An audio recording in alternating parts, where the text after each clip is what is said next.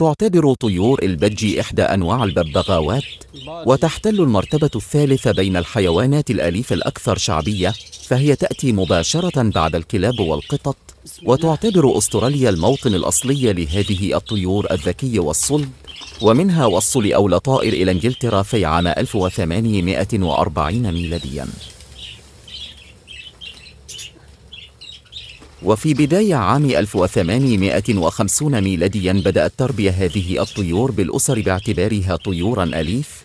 وفي عام 1870 ميلادياً ظهرت طيور بجي بلون مختلف نتيجة الاصطفاء الاصطناعي لأول مرة.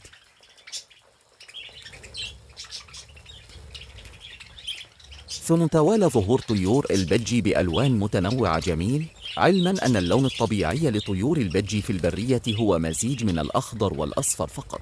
هذا هو الهوغو رومو نورمال.